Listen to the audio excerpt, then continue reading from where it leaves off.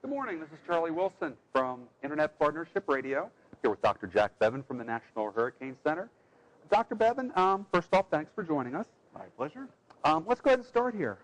First off, let's talk about the inactivity over the past couple of years. We haven't had a U.S. landfall in 3, a major in 5. What are your views on complacency and the kind of the public's take here on the U.S. Evading any kind of a landfall here over the past couple of years and the mentality they're taking? Well, I do think we have to guard against a sense of complacency. One of the things I kept getting asked was, what did you all think of the inactive season in 2010? Of course, 2010 was anything but inactive. It was in the top 5 of all-time hurricane seasons in terms of its activity. It's just that somehow the weather pattern set up that all the great hurricanes that developed in 2010 missed the United States, and we had Tropical Storm Hermine, Tropical Storm Bonnie being the only systems that seriously impacted the U.S. I think there is a need to guard against complacency. My feeling is that in 2011 we will have a hurricane hit somewhere in the United States. Climatology is in favor of that. Now, which part of the U.S. is anybody's guess, and this is not based on any hard science that I've done, just my gut feeling that, yeah, we have another active season. We're not going to get away like we did in 2010. But we do have to watch against a sense of complacency, and that's why we tell people to prepare every year regardless of what the seasonal forecast is. 2010 was kind of the anti-1992. 1992 is forecast to be inactive. It was inactive except for Hurricane Andrew here in South Florida and in Louisiana. Of course, Category 5 here in South Florida. And 2010, very active season, but no hurricanes hit the United States. So they're kind of polar opposites in that regard. Absolutely.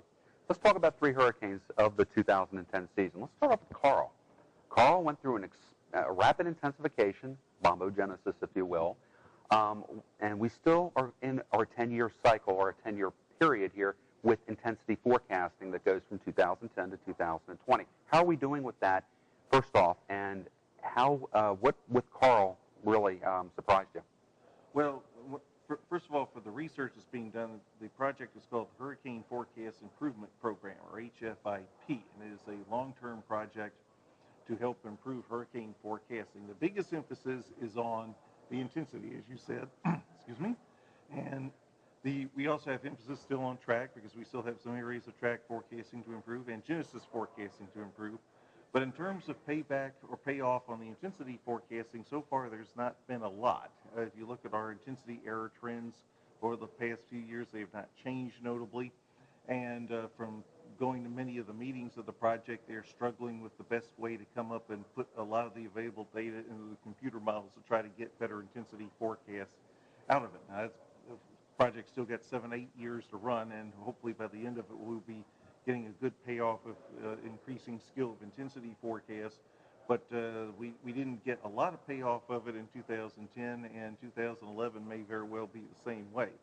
Now, Hurricane Carl kind of highlights that. The biggest problem in forecasting intensity forecasts is rapid intensification, and Carl underwent such a phase over the Gulf of Mexico and intensified considerably beyond what we thought it would and what all of our computer guidance thought it would. Part of that was that for a good while, as it was crossing that southern arm of the Gulf of Mexico, that it was in a very favorable environment. Also, it had a small inner core to it, and the ones with the small, tightly wound cores tend to go up very quickly, tend to go down very quickly, too, and that was something that some people forget about Carl. It was starting to fill very quickly just before it made landfall. The central pressure went up something like 15 to 20 millibars in the last 4 hours before landfall. But the storm really didn't have time to weaken that much after it reached peak intensity before it crashed ashore just northwest of Veracruz. Okay. We were talking about the improvement program, if you will. What the Hurricane Center has gotten much better on, though, is the cone of uncertainty. It has shrunk over the past couple of years. Your thoughts on that? Well, that is the shrinking of the cone of uncertainty is a reflection of the increased skill in the track forecast. The track forecasts have improved dramatically over the last 20 years, and one of the graphs that all of us had in our presentations from the Hurricane Center this year was the improvement in the track forecast, where since 1990 we've improved something on the order of 50%, and we anticipate we'll be able to continue to improve further as the models get better and we get more data into them. and HFIP will help us with that. A lot of that, though, has just come from the development of the numerical weather prediction models that does not have a special tropical cyclone project built into them one way or another. They've just improved their forecasting of the overall large-scale weather patterns, and that has turned into better tropical cyclone track forecasting. There's an interesting concept that there may be a theoretical limit as to how good our track forecast can actually get based on how well we can actually observe the atmosphere. I can't put any numbers on that, though, because the original study that came out and said this, which was a decade or more ago, had some track forecast numbers that we've already passed. So we don't know what the theoretical limit might be at the moment. I'm sure that will be the subject of some research as time goes along to see just how well we can do. What is the maximum beyond which we're not going to get a lot of payoff for observation and research dollars in terms of the track forecast. But I think we have a ways to go at the rate things are going here. Great. Let's talk about Igor. Hurricane Igor was an interesting storm itself. It actually picked up intensity as it was going through what we call an extratropical transition up towards Newfoundland. What are the views of the Hurricane Center on the classification of hybrid systems and moving forward? Well, Hurricane Igor, first of all, was a very large and powerful hurricane in the Atlantic. Peaked out as Category 4 and then got very big. It was one of the, while we don't keep exact stats on the size, it was certainly one of the larger hurricanes that's been around since I've been working at the Hurricane Center, and well above average in terms of size. That gave, as it was going past Bermuda, that gave it some interesting structural quirks, where we had central pressures in the 950s for what was a Category 1 hurricane, which is definitely not the norm. But as it got up towards Newfoundland, it started interacting with the jet stream, with the westerlies, and acquired a new energy source, the temperature contrast that occurs along fronts. And when that happens, we call the process extratropical transition. The cyclone transforms from a tropical cyclone to a non-tropical or frontal cyclone. Now, in the process of that, all sorts of interesting things can happen. Some cyclones, they just strike the cold front and totally get absorbed and vanish. Irene in 2005 was an example of that. Other cyclones, they will just convert into a frontal cyclone and kind of coast along and eventually dissipate. Other cyclones, they will merge up with these frontal systems and maintain their intensity or even intensify. And Igor did the latter. It was intensifying as it underwent this extratropical transition process. And this is not unusual. We've seen this happen in a lot of storms over the North Atlantic, and same thing in the Northwest Pacific. And it's something that the global models do have some skill in forecasting, because they tend to forecast that large-scale environment that the non-tropical lows flourish in very well.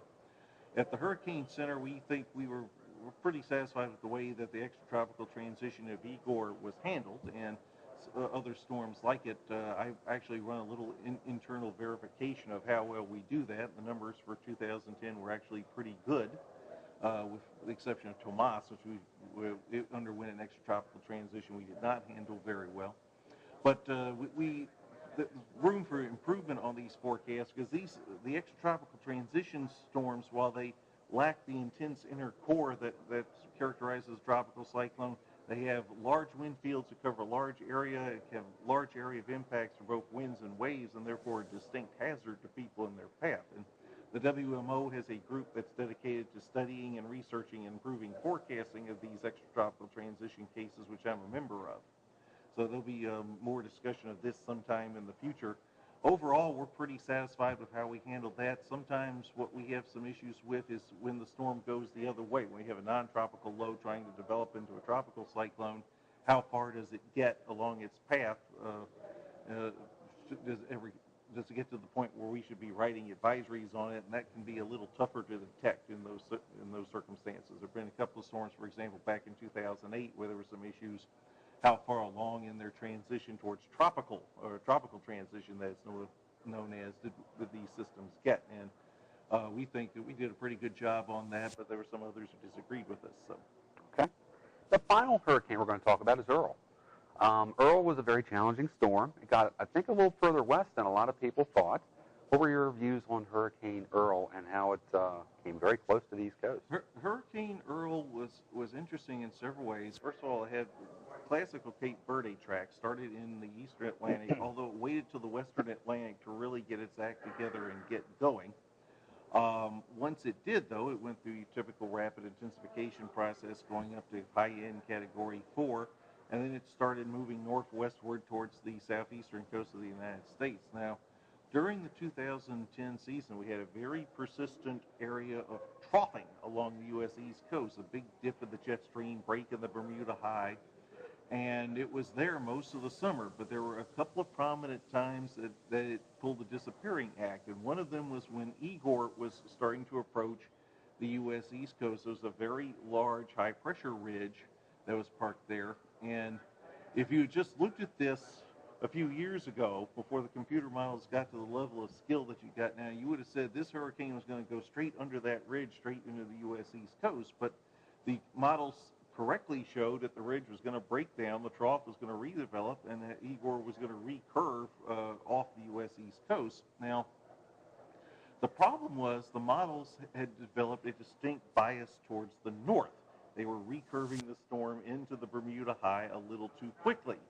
And this actually was a problem that if you go back and look at our forecast errors, some of them at that stage of the storm's development when it was down near Puerto Rico and the Virgin Islands, we had some very large 5-day errors because our forecasts are too far to the north and east, and the track of the hurricane kept going west, west, west, and our forecast had to shift west, west, Right. west. And this is not the first time we've seen this. It was very prominent in several of the storms in 2004, for example. Francis, Jean, and especially Ivan. Ivan, a lot of the computer models wanted to have moving almost straight north up the Florida Peninsula, and of course it didn't do that. It missed the Florida Peninsula by several hundred miles going out into the Gulf of Mexico. It was somewhat the same with Ike in 2008, although not as pronounced. And there is something in some of our computer models that they don't handle either the storm setup correctly or the strength of the Bermuda High correctly, and therefore want to show a northward bias in our tracks. And this is something for the modelers to look into and try to figure out just what the problem particularly is. It may be something very subtle in some parts of the models, like what we call the radiative parameterization of the models that handles all the incoming and outgoing radiation that controls a lot of the temperatures in something like the Bermuda High.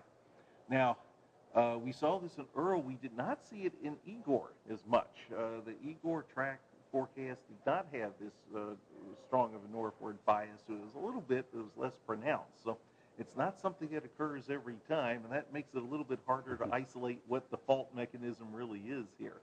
But yes, that Earl was a situation where we kept marching the track westward, and it was getting to the point where I was wondering just how much further west are we actually going to come with this?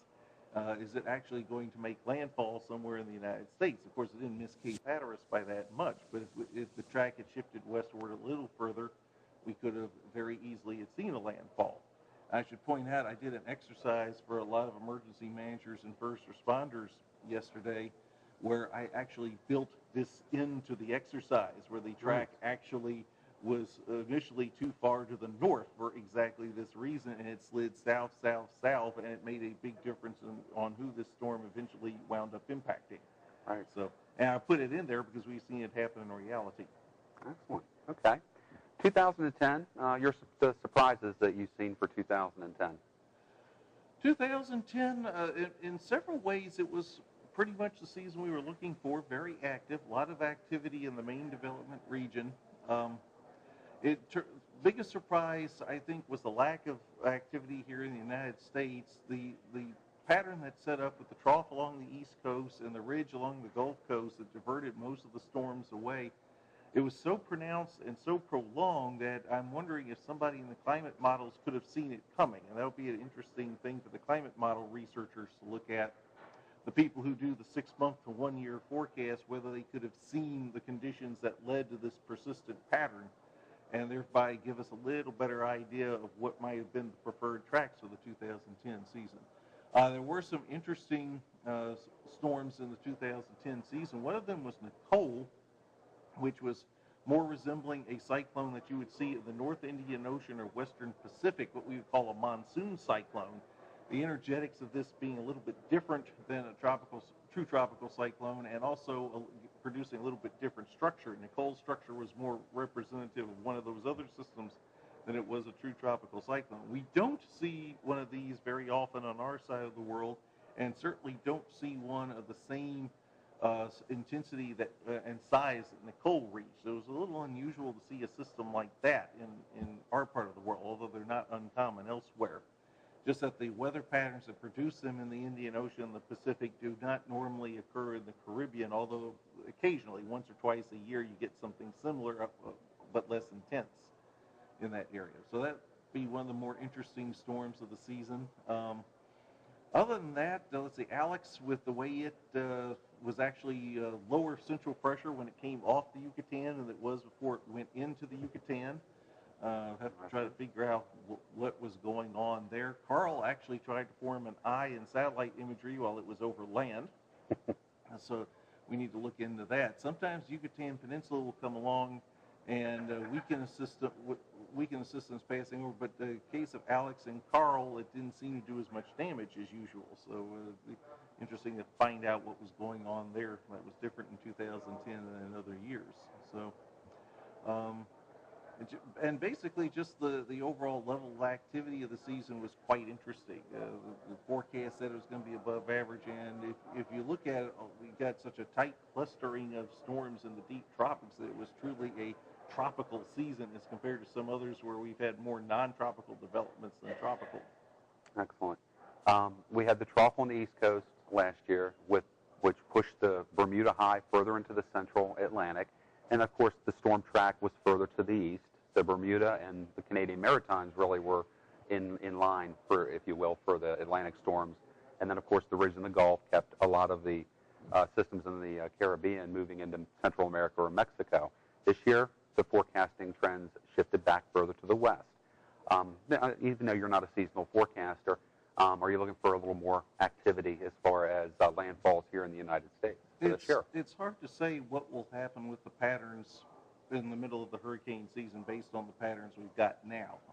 It does look like, given the floods in the Ohio Valley and the Mississippi Valley and the tornadoes in the southeast U.S., that the jet stream trough has set up a little bit further to the west than what we had last year, with the caveat that it's not really stuck in a rut the way it was last year. The troughs seem to be moving at the moment. They progress across the United States rather than just sitting there. I would not be surprised to see more activity in the United States, although right now I can't put my finger on a single factor that will say that's going to be that way.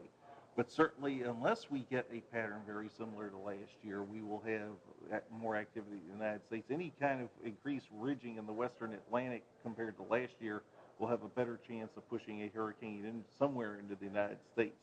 But you just can't say where yet, and certainly can't say when and how strong that ridge might be, because the patterns in April and May often don't bear much resemblance to the ones we get in August and September. Excellent. Dr. Jack Beven from the National Hurricane Center. Thank you very much. You're welcome.